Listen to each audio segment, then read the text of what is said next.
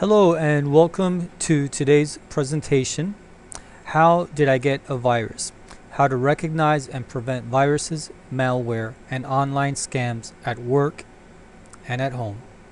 My name is Miguel Fra. I am the CTO at Falcon IT Services, and we provide small and medium-sized businesses in Miami with computer service, and I will be your presenter today.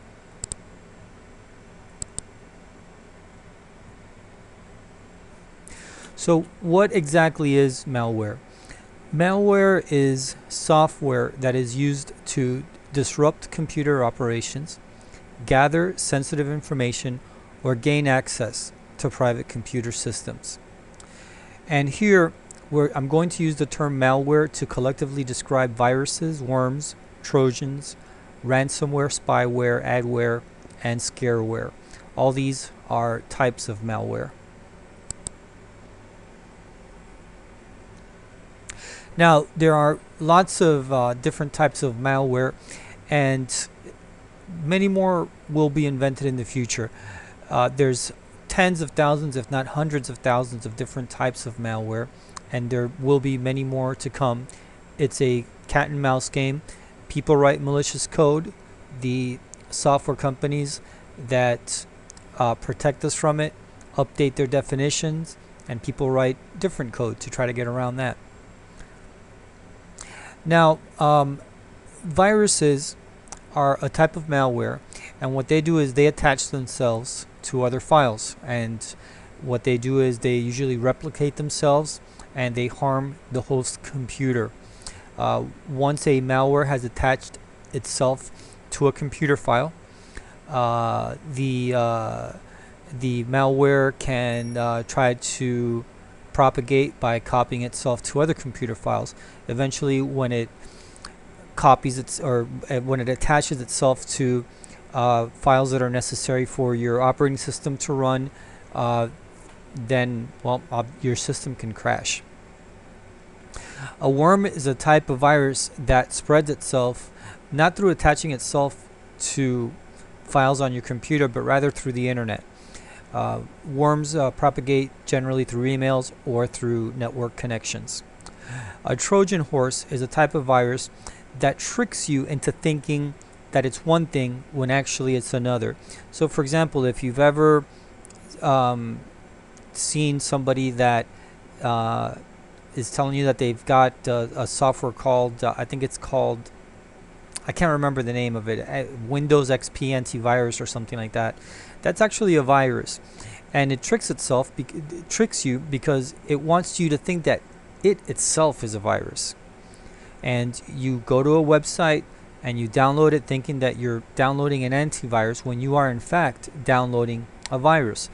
There are many different types of Trojan horses. There are Trojan horses that trick you into believing that they are programs that are going to tweak your computer for better performance and things like that. And then of course people let these programs run believing that these programs are doing something beneficial when in fact these programs could be stealing data or could be doing something that's obviously they don't want you to know about. Ransomware is very, very dangerous type of software. What it does is it encrypts files on your computer and then it demands a ransom in order to unlock these files. Cryptovirus is one such type of virus that's ransomware, and if you get a cryptovirus, it's very, very difficult to recover from it. And if you get a cryptovirus on a workstation on a network, that cryptovirus can not only encrypt data that's on your local hard drive, but any access that you have to network files, it will also encrypt them. And the cryptovirus could try to propagate throughout the network and infect servers and other workstations, and it will just make for a horrible, horrible situation if you get this type of virus inside of a network. So this is something that you've got to be very, very careful about. Spyware is software that gathers private and or personal information without your consent. Adware is a type of malware that reads information about you and then uses that to provide advertising banners, pop-ups, or even skew your search results. Scareware is a type of malware that basically will use fear in order to sell you unnecessary products. There are some antivirus and there are some registry programs that will scare you into believing that you have many viruses or you have many problems into your computer and try to get you to pay $29 or $39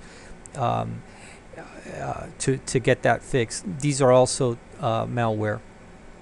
And gridware is a type of system which usually you don't see that, but I consider that to be a type of malware. What it does is it installs itself into your computer, and it uses a little bit of your computer's processing power, okay, to perform a much bigger task. So if somebody who writes a piece of gridware will infect 1 million computers, and each one is able to provide a little bit of processing power, well, you've got a very, very powerful computer in your hands because you've got the processing power of 1 million computers that have a piece of gridware. And sometimes gridware is perfectly legal. You download it, you don't read the terms and conditions of it, but it does tell you what it's doing. And when your computer slows down, it's because you've got a piece of software that's doing processing for something else. For example, searching for extraterrestrial life, performing medical calculations like trying to decode the human genome. These are things that require very powerful computers. And the types of computers that could do this could cost tens of thousands of dollars per hour to lease. So gridware is often a viable option to this. Unfortunately, if you have it installed in your computer, it will slow your computer down.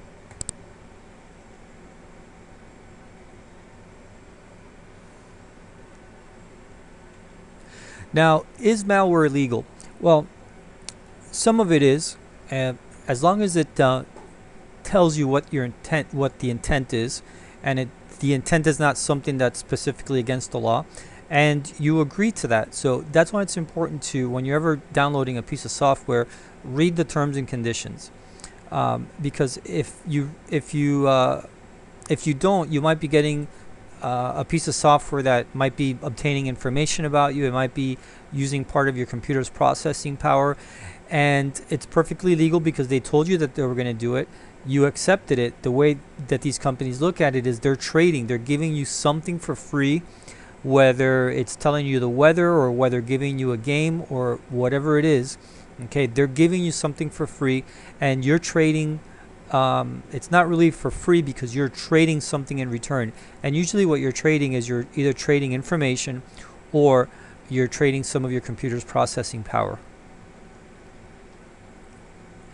Now, some anti-malware developers have been sued by malware creators because they will argue that they told you that their software was doing whatever it is that it's doing, and you agreed on it, and to a certain extent they're right.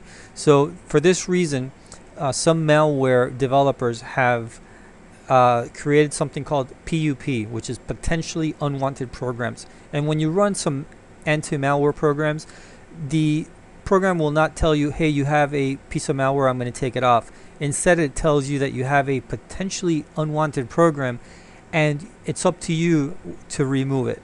So you have to actually remove it yourself. You have to hit that remove button, and that's so that these companies don't get sued by the creators of the malware.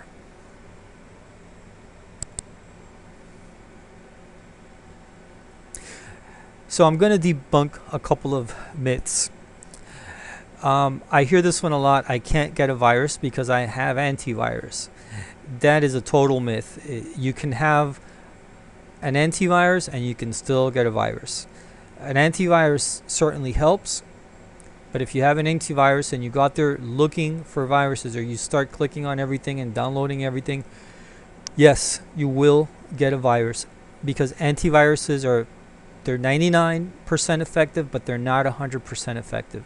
If there was such a thing as a 100% effective antivirus, there would be no viruses in this world, because everybody would have that one antivirus. Another thing I hear is that I have a Mac or a Linux and that they don't get viruses. They actually do, and they get quite a bit of viruses.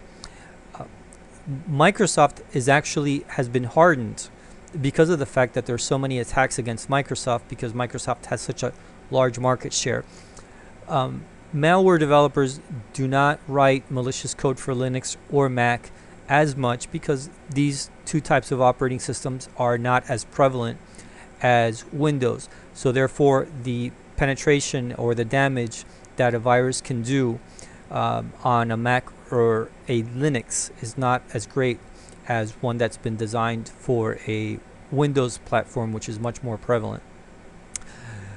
I've also heard, oh, I can't have a virus because I don't go anywhere that I shouldn't go on the web. And this is also a myth. There are plenty of websites that have been infected, servers that have been hacked. Once somebody hacks a server, they inject malicious code, and just visitors of that site can get infected just by visiting it. And if I start to tell you some of these websites, you'd be shocked. They're websites that probably a lot of us have visited, and they're perfectly safe websites. But you know, again, anybody could get hacked, and any server could get compromised, and sometimes it may be days or weeks before the owner of that server, of that website, figures out that they have a virus, and they take care of it. Another thing I hear is that computers is only a month old or 2 months old or 3 months old. You could connect the computer to the internet, and if it's improperly configured, your firewall is improperly configured, there is no firewall and it's exposed, you'll get a virus within a couple of hours, if not a couple of minutes. Other times people think, well, my computer's not slow, there's nothing wrong with it, so I can't be infected. You could have a virus. The malicious code, yes, it could try to take all your CPU cycles, and then of course it's easy to figure out that you have a virus. But some of them, can be in there, and they're a lot more, they act more surreptitiously, and you may not know it, but they're in there and they collect information. They're just not quite as obvious, and that's actually by design, because if the developer figured out, hey, if I hog up too many CPU cycles trying to get information out too quickly, the person might detect me. So they slow things down a bit so that your computer doesn't come to a crawl, and yeah, you could be infected, and your computer's operating relatively normally. Other times people think that they can't get viruses because they don't open attachments or install programs. Well, you can get a virus just by visiting websites. That's called a drive-by, so you have to be very careful with that. Now, a drive-by refers to being infected by simply browsing an infected website. There are over 30,000 websites that get infected every single day. Once one of those websites has been hacked, some malicious code can be injected into it. It's an infected website, and by you merely visiting it, you can become infected. So to avoid this type of problem, yes, you need to have an antivirus, but you also need to make sure that your browsers and any plugins are up to date. Whether it's your Internet Explorer, your Safari, your Firefox, or the plugins such as Flash, Adobe, these things need to be kept up to date in order to avoid getting a drive-by. Because the way that a drive-by works is, you visit a website, and let's say you have an old browser that hasn't been updated. The malicious code in there will try to look for what's called an exploit.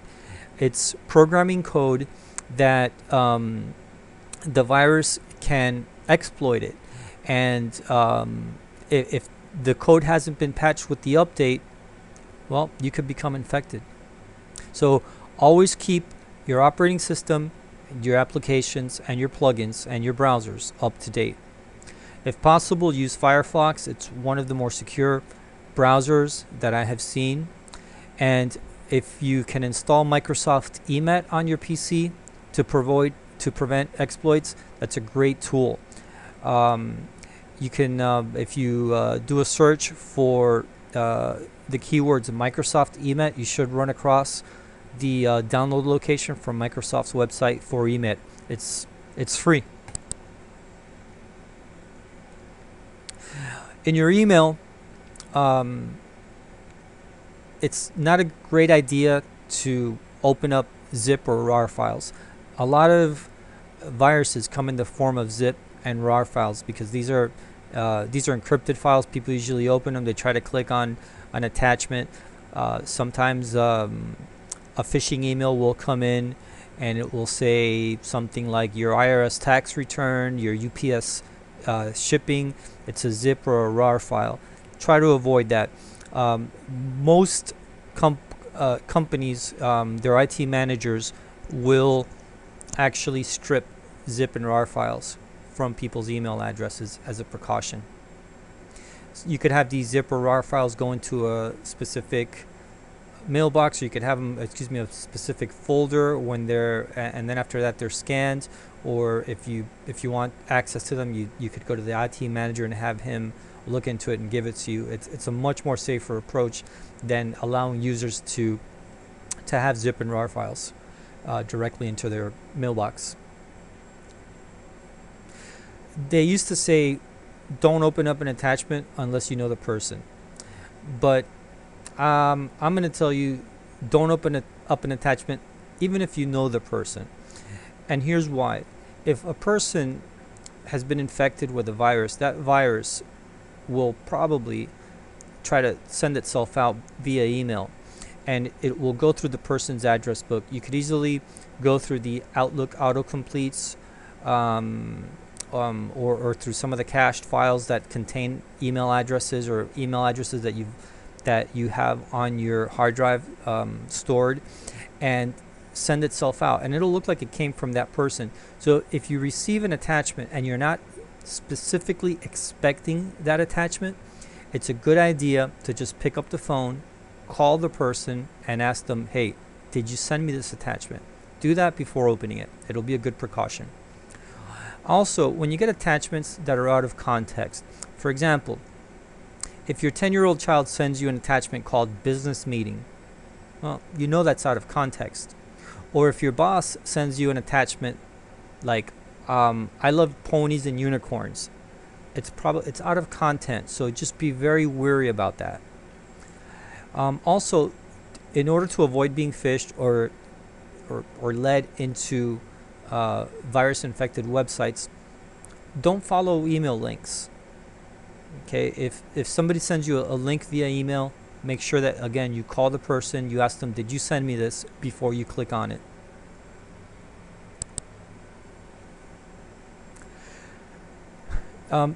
Phishing. Okay, we've all heard this term. It's an attempt to acquire sensitive information by masquerading as a trustworthy entity, such as your bank, your credit card company, a payment processor, eBay, PayPal, you name it. These are very common phishing entities that, these are very common entities that get impersonated by phishers. Phishing can come from not only email, but it can also come from social media. People post links on sites that could lead you to a fake website. There's also postal mail. In the old days, they used to call it, well, before email, it was called mail fraud. People would get something in the mail, they'd send in some information, and somebody would steal your identity or what have you. So again, be wary of emails that are out of context. Okay, same thing in chat rooms when you're chatting or when you're on social media. When somebody that you don't know posts a link, visit here, look at my picture, just be very careful with that. Keep in mind also, this is very common, and I'm sure we all know, I don't have to tell you this, but UPS, FedEx, the IRS, your bank, your credit cards, they don't send you statements by mail. UPS and FedEx can send you links to track your packages, but not within a zip file or not within any type of attachment. They usually just send you an open link that leads to a website. Okay, most companies will block zip, RAR, exe, and other types of files that could be malicious that come in through email. When you have an email, okay, and first of all, look at your emails and If you get that gut feeling that something is not right, it probably isn't. But here's a good way to know. Okay, this is a typical phishing email, and we're going to look at some of the giveaways. Okay, on this one, it shows you it's from the Intuit payment network. But if you look here, the from address is not Intuit payment network.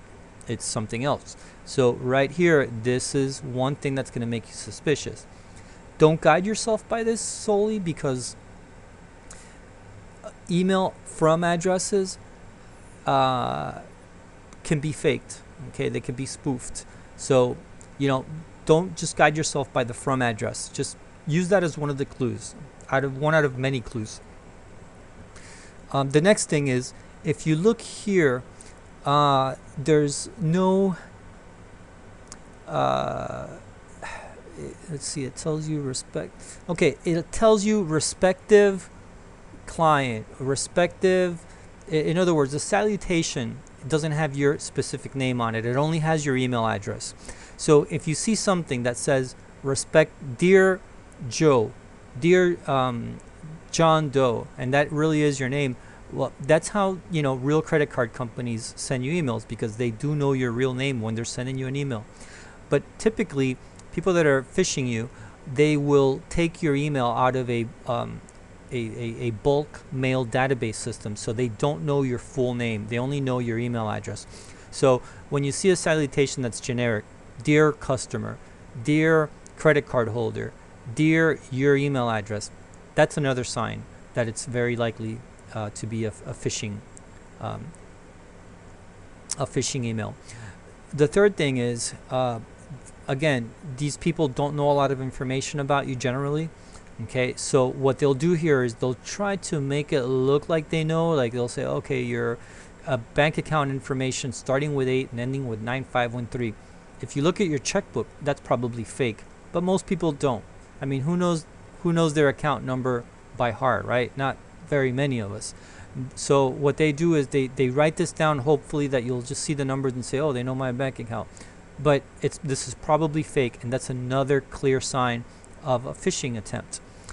The other thing is the use of threats. People want you to make fast decisions, because when you make fast decisions, they're usually uninformed decisions.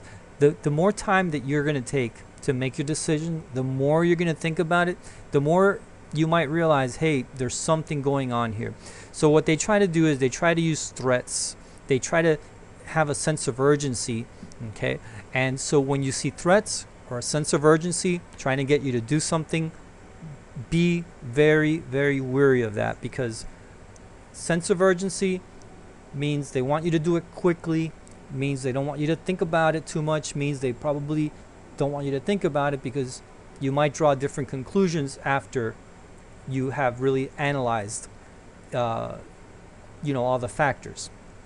Okay, so just be careful with that. And finally, when there's links inside of an email, when you hover over a link, okay, this link here, you can't read it, but it says funds are typically processed before normal business hours by Intuit Payment Network, and then it's a hyperlink. But when you move your mouse over that hyperlink, this little pop-up shows you the real location. And if you look here, it's not the Intuit Payment Network, okay? It's another website. That right there is a clear sign that that link does not take you to where it says it takes you, but rather it takes you somewhere else.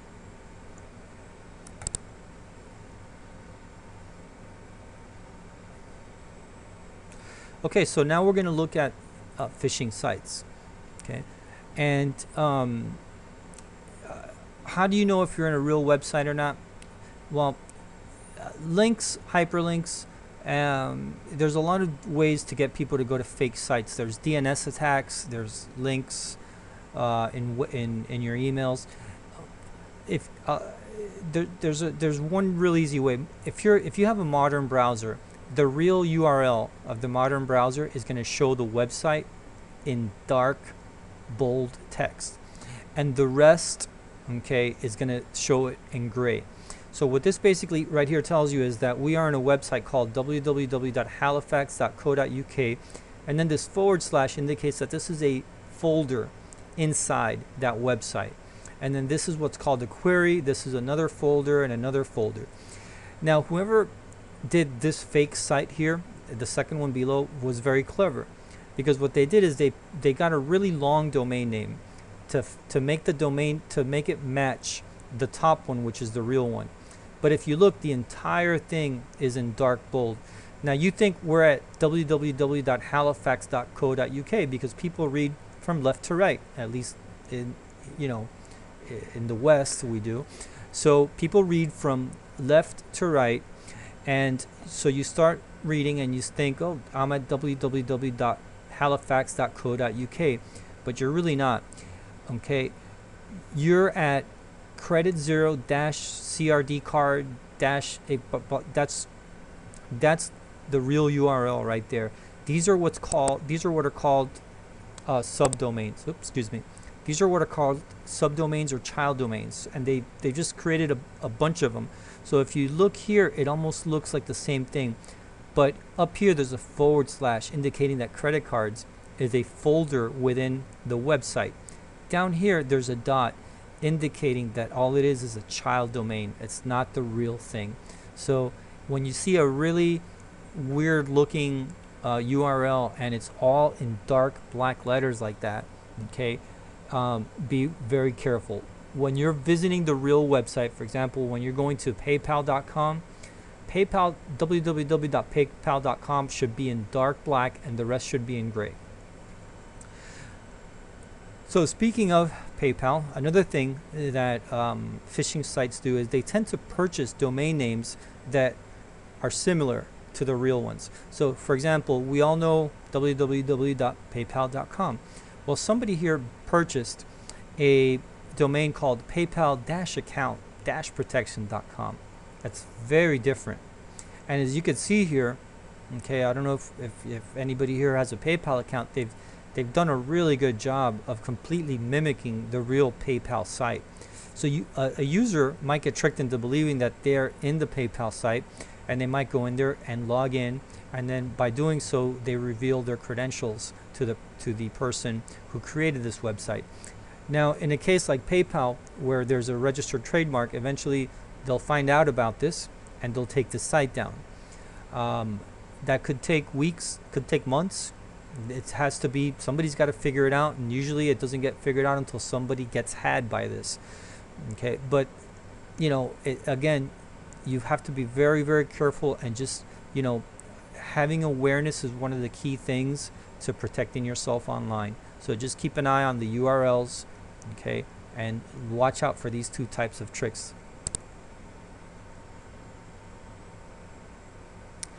Okay, there's this type of site I ran across, and I thought it was pretty interesting, so I put it on here. I actually searched. I was having an issue with a Sharp copier, and I went into the search engine and I typed in the Sharp error 3332 to see what I would come up with, and this is one of the first pages that came up. Now this is particularly tricky because there's a lot of these pages that are, you know, hey, we'll fix your problem, okay? And a lot of these pages, what they're trying to do is they're trying to, in this particular case, they're trying to get this software called RegCure Pro Setup into your computer. RegCure Pro Setup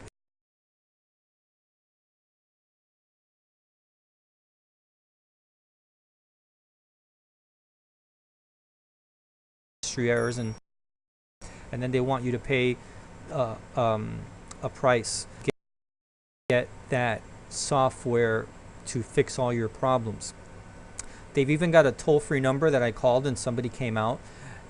The person that came out here took the same approach as here, and I'll tell you how you could tell that this is fake. Okay, if you look here, everything has a single prime directive, and that is to get this RegCure Pro software installed on your computer. The first thing is, if you notice, they told me that my Sharp error 3332 has a 97% chance that it's a computer registry problem. Okay, so they're making this assumption without any real data or without even troubleshooting what my problem is. Okay, that's not, you know, scientifically accurate. You really can't make these types of assumptions or assessments with very little information. So that right there is a dead giveaway. And since I'm a technician and this is what I do for a living, I know that a registry problem was not going to cause the sharp, you know, scanner to not send a scan via email, okay, which was the problem that I was having. So I knew that this was fake. If you look over here, all these buttons, okay, if you click on all these buttons, the minute you clicked on them, it tried to install that software, and you could see links to this software everywhere. And actually, I didn't even click on one of these. As soon as I entered into the website, within a few seconds, this down here popped up. By simply me visiting this website, the website was already trying to download this software into my computer. Of course, I canceled it. But just the way that everything played out is a clear indication that this is not the kind of thing that you want to be involved with. It's not going to fix your problem. This is usually going to create more problems, or they're going to sell you something that's redundant and that you probably don't need. So just be very, very careful of these quick fix internet. Another thing that people do to try to get software into your computer is, well, what can I say? AdSense. AdSense is an advertising service, and I'm sure you've all seen banner ads. Some of these banner ads are placed in locations, and the people that place these banner ads, they have an idea of where these banner ads are going to go. For example, this banner ad, they knew it was going to go on, or they had an idea that it was going to go on this website called Speed Test. Now, they try to trick you, okay, by using similarity. If you look here, this is where you where you click the button to begin your test. But if you're not careful and you're not reading, people usually start from left top, okay? So they're going to look through here. They see this green button because people are very visual. Green means go, red means stop, okay?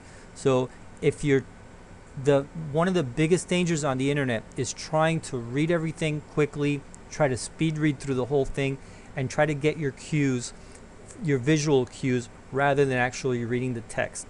If you do that, if you're not reading the actual text and you're going by visual cues, you're going to go whoop, and then you're going to click this button here that says Start Download, and then you're going to download this PC Cleaner Plus, which again, it's one of those registry programs that it's either redundant, you don't need it, you're going to waste your money, or it's going to wind up causing you more problems.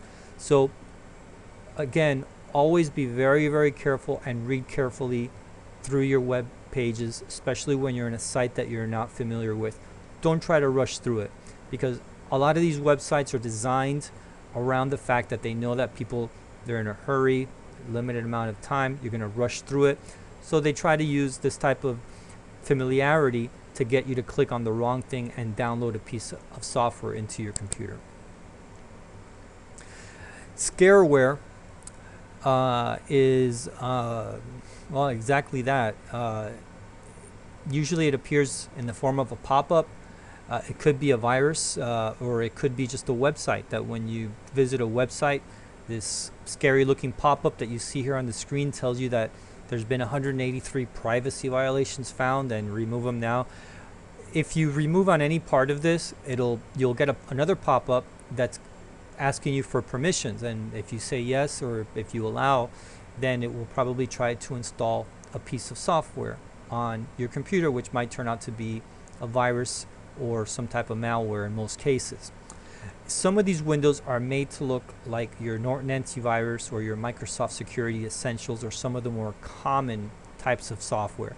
When you see this pop up out of the blue, you're surfing a website, all of a sudden you see this and you think, oh gosh, my antivirus shot me this alert.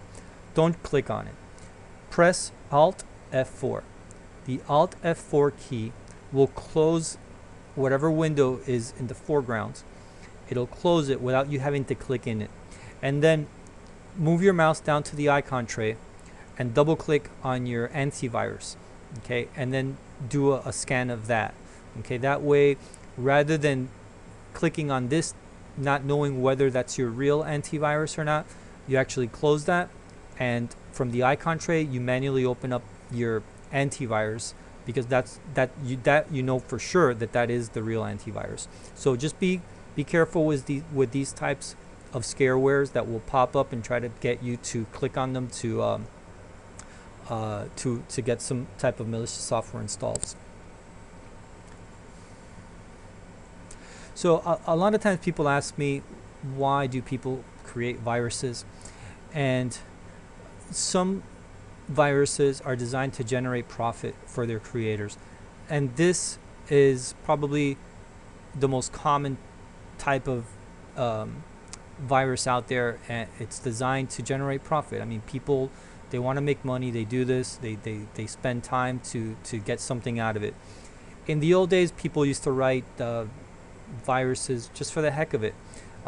You know, there used to be this virus called the stoned virus, and it was pretty innocuous. All it did was your computer lines would get fuzzy and it would tell you that you're stoned.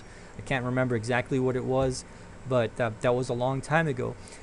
Today, you don't find that. People, it's very rare that somebody's going to write a virus code just to, you know, do something that's really not going to have much of an effect, other than annoying you or aggravating you. Most viruses are written to generate profit. Others are designed to seek revenge. There's something called hacktivism, and you know, people could write viruses to attack certain entities that they feel very strongly against. Okay, and there, of course, there's the old notoriety factor. A lot of underground coders, you know, they enjoy the notoriety, and they've got their aliases, and yes, if whatever virus they wrote propagates enough or causes enough damage to make the news, well, that's, you know, that's something that they could boast of.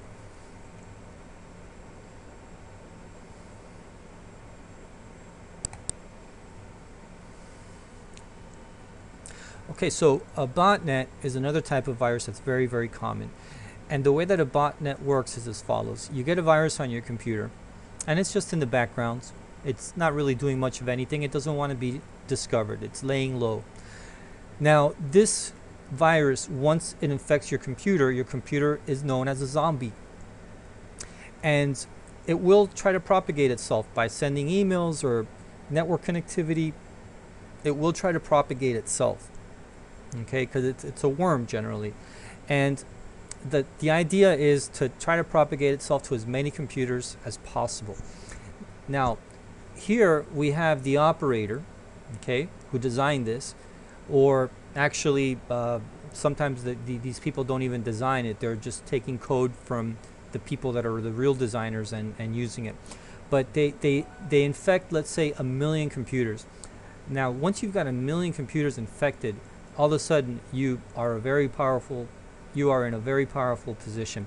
And then they use this to launch attacks called denial of service or distributed denial of service attacks. And they use these attacks to extract money from entities, usually online sellers. And some of these, you know, will pay because, for example, if this person sends an email to, you know, Joe online retailer and says, hey, I want $50,000 or I'm going to take your servers offline.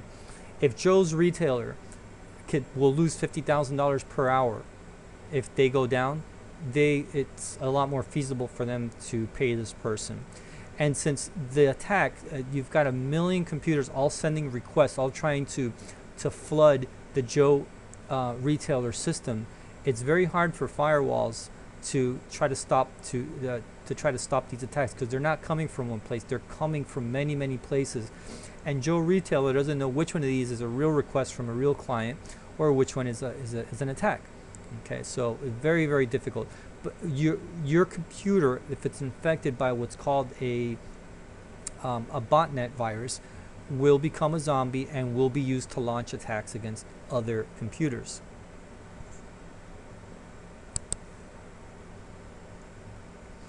So spyware are viruses that are used to steal information from infected computers. Um, these types of spyware viruses could scan your computer for your word processing files, your text files, email addresses. You know, a lot of us put our private information in Word, in Excel. We keep it stored in emails. We keep it on our computers. I mean, we keep credit card information. We keep PIN numbers. I've seen people that have phone books on their computer with all their passwords for everything, their bank accounts, their credit card accounts, their user login credentials.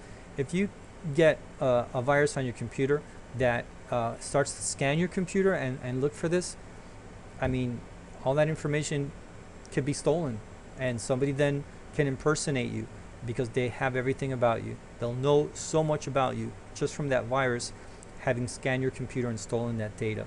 So it's generally a good idea to not put all this information on a computer, especially if you have a computer that you share with other family members, with your kids, with people that might be installing games, that people that maybe aren't that computer savvy. You know, don't keep that information there. If you really need to, if you can't remember it and you need to write it down, you're probably better off writing it on a piece of paper and keeping it hidden somewhere. So the other types of spyware viruses are keystroke loggers. When you get a keystroke logger, everything that you type in the keyboard is getting recorded, and at the end of the day, that recording of whatever you typed gets sent out. So if you've logged into your banking site, they'll know whatever credentials you use to log into there. So again, these types of viruses, spyware viruses, they can be very, very dangerous. And you know, I think statistically there's like, I can't remember, it's a really huge number of people that get their identity stolen every year. It's like in the millions. And you know, people think, well, people shred their documents, and yes, that's a good idea to shred your documents before you throw them in the garbage. But that many identity thefts, people aren't going through your garbage to steal your data. It's all being stolen electronically, either through hacking of databases, and obviously that's beyond your control, or through malware that's infecting people's computer and stealing information from them. So cryptographic viruses are very dangerous. I've had calls from people that are desperate because a crypto virus got into their computer and it encrypted everything and they can't get the data out. This is very, very difficult. And once you've got it, it's the chances of you getting back your data are slim. And I'm talking about very, very, very slim. Sometimes you could pay the ransom as a way to get back your data, but even then it's not guaranteed, because I mean, these are cyber criminals. Okay, if they're doing extortion, what's to say that if you pay, they're going to get you back your data? Or what's to say that they're not going to try to do the same thing the next day or 2 days later? So once you've gotten into this predicament, it becomes very, very difficult. The best thing that you could do to prevent this is obviously try not to get a virus, and also keep copies of your data, backups, okay, offline, not connected to your computer. So if you back up to an external USB drive, for example, don't have that connected to your computer, because if you get a Cryptolocker virus, for example, it not only will encrypt your C drive, but it will encrypt the backups that you have on your USB drive as well. If you're a company and you back up to tape, you're pretty safe because tapes are offline.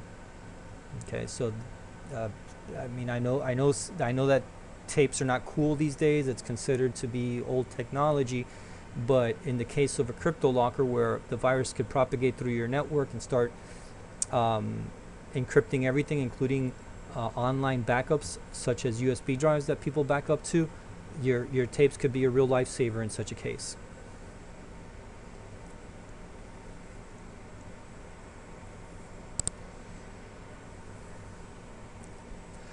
So disruptive viruses, again, they're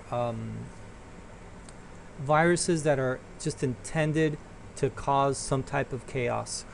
And these are usually put out there to do damage to a specific entity for the reason of revenge. But then these viruses could propagate outside of the intended target and make the rounds around the world and affect you.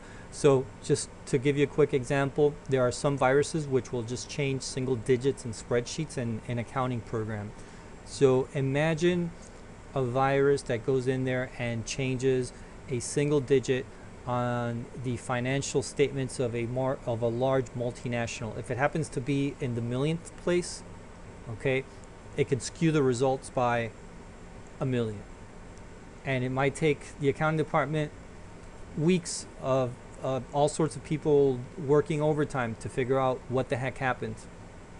Okay, there was one virus called the Alcon virus, which overwrites random information to disk, which then causes damage over time. So it starts corrupting your hard drive. There are some that damage your boot sector so that you cannot boot, and therefore you cannot, or you'll have to have your computer taken somewhere to have somebody recover your files. There was one virus called Kama Sutra, which destroyed Excel, Word, and PowerPoint documents. Apparently that person did not like Microsoft. Okay, and there was even one virus that tried to break your computer by writing to your BIOS. This would essentially knock your entire computer out. You had to take your motherboard and have the BIOS reflashed. Okay, and these are examples of disruptive viruses.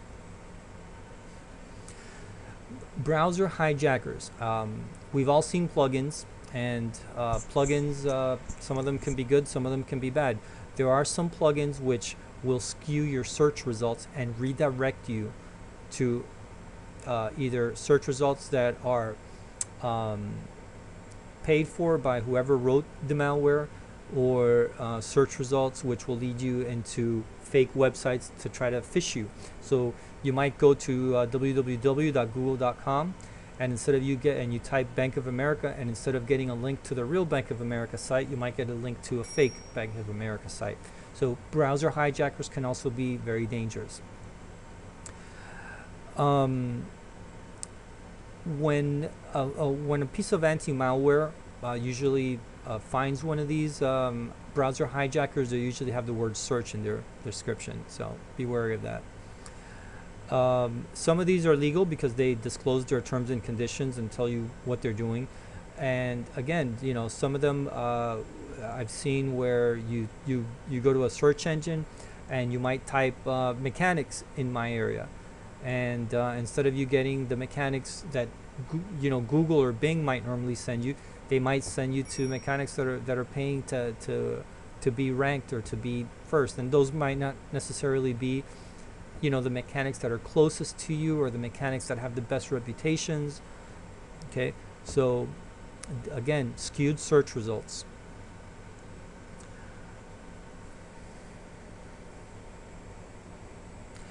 Some PCs, consumer PCs, come preloaded with browser hijackers in them. Amazing, but true.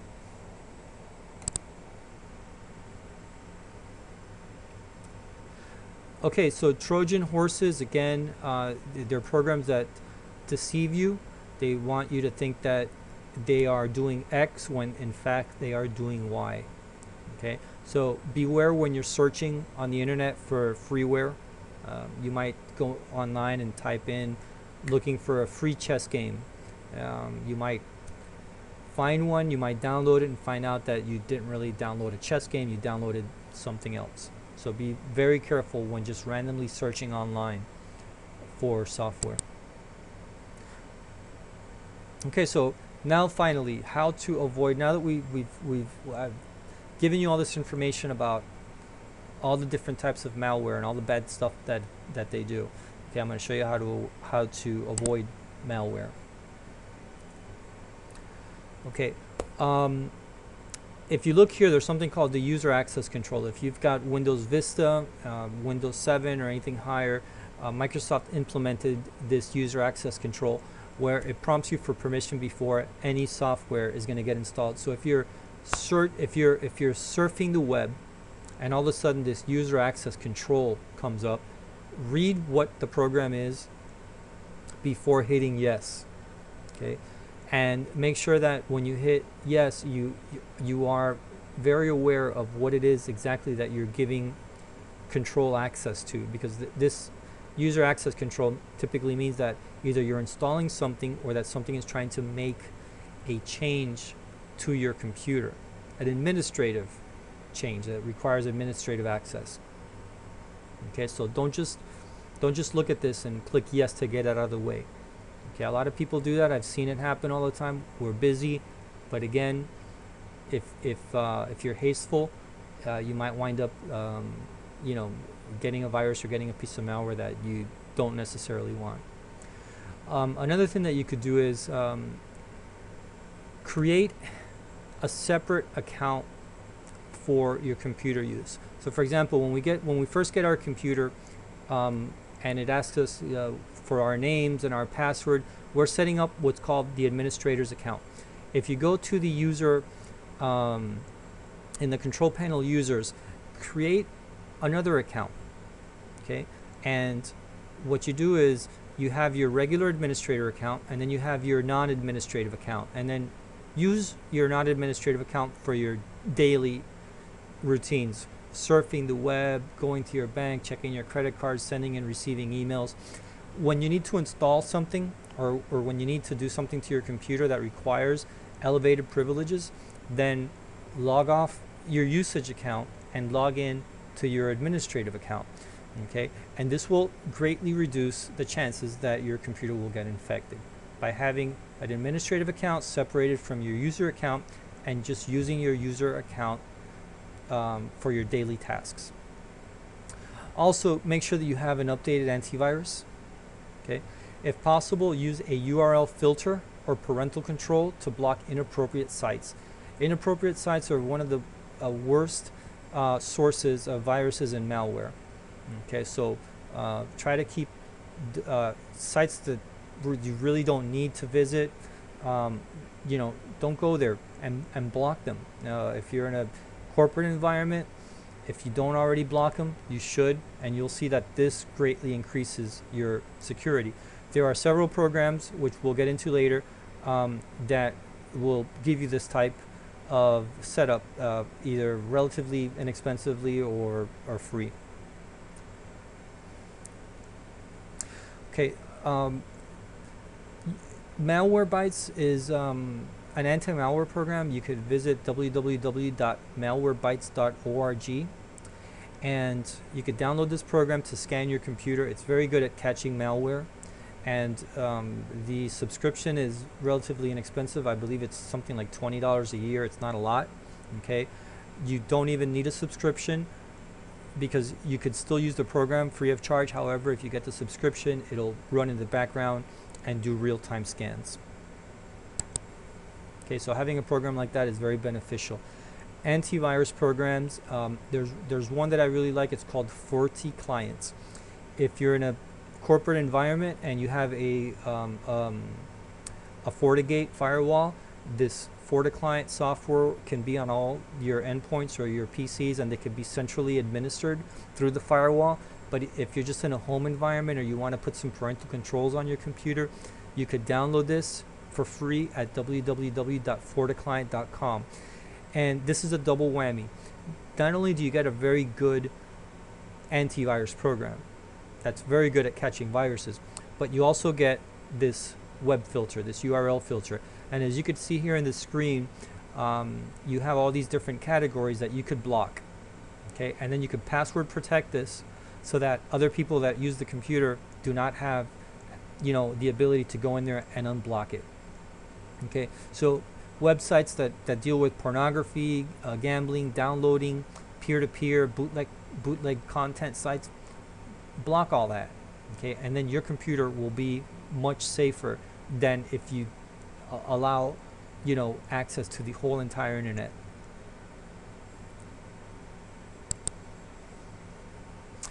Okay, exploits. Exploits take advantage of faulty codes in programs, and you know, some of these are, for example, Internet Explorer, your actual operating system, plugins, Acrobat, and Word, just about anything. So always make sure that all your programs are patched up and they're up to date. Now, I'm not going to get into how an exploit works. It's very technical, okay? But I'll show you how to mitigate exploits.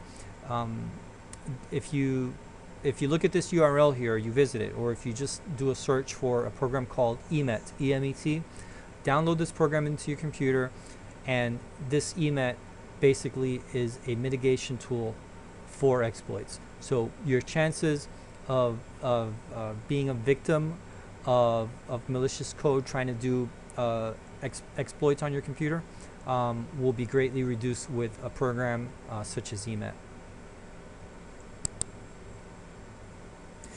Unified Threat Management. If you're in a corporate environment, this is a great tool. If you have a good firewall, FortiGate, SonicWall, and others, you can purchase a Unified Threat Management subscription.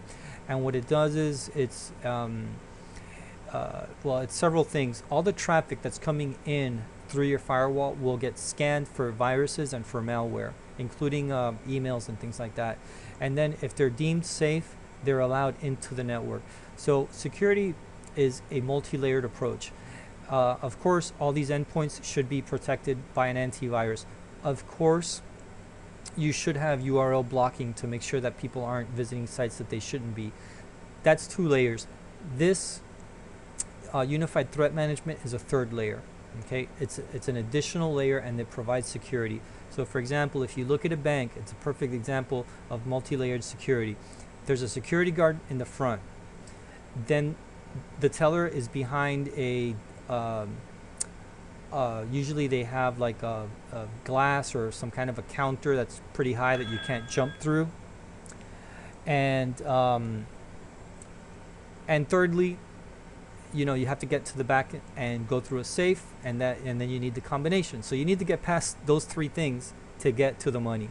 Okay, that's a multi-layered approach, and a good IT management policy for security also will have a multi-layered approach. Okay, this has been something that's been around for a long time. Don't share programs or data, CDs, USB sticks, USB drives with other people, because you don't know what condition their computers are in. So I've seen this a lot where people take their work home, they put it on a USB stick, they take it to their home computer, the USB stick gets infected, they come back to work, and they risk infecting the work computer. So, you know, just be wary when you're sharing information via USB stick or a CD-ROM that somebody else burnt, that person maybe, you know, doesn't have as clean a computer as you might. Okay, so that's something that you should be wary of. If you're in a corporate network, most of them will disable USB mass storage and CD or mass storage devices to make sure that this doesn't happen. And of course, you know, always get explicit permission from your IT manager before you just go in there and start bringing stuff from your home. Okay, so if you're reading this and you're one of our clients, if your antivirus alert goes off, please call the help desk immediately. Don't try to hide it. If you're a manager or a business owner, I urge you not to create an environment where an employee will feel threatened if he reports a virus.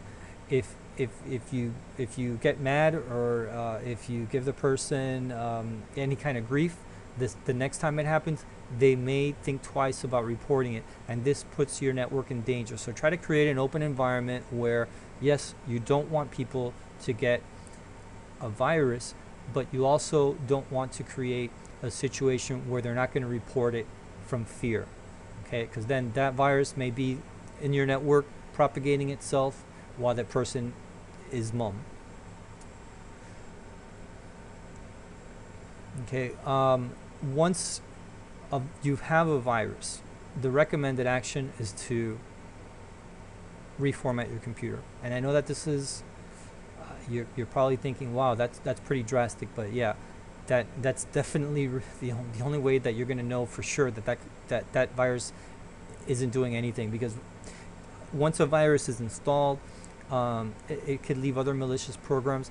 Not all viruses are known. The viruses could change settings. Okay, other applications and other things could start to have problems because of some of these settings that have changed. So it's you know, if you can, I mean, you don't have to, but if you can, reformat the computer after a virus infection. And again, if left unchecked, a virus could propagate throughout the network and cause further damage, so please report any viruses immediately. Okay. Don't accept payloads. You know, sometimes programs come with payloads. They're you know, for example, Adobe Reader could come with this McAfee. Don't accept it unless you get specific permission from your IT department, because, for example, you may already have an antivirus, and by putting this particular antivirus, they may have conflicts, or you don't know how this is going to affect your network, if it's been tested out with the particular applications that you have, how it's going to affect the particular type of setup that you have. Okay, so when you're downloading something, even something like Adobe Reader, which 95% of us have, okay, and you think, wow, this is just a standard run-of-the-mill de facto program that everybody has. Yes, but it could come with a little something, okay, whether it's a toolbar or whether it's this McAfee.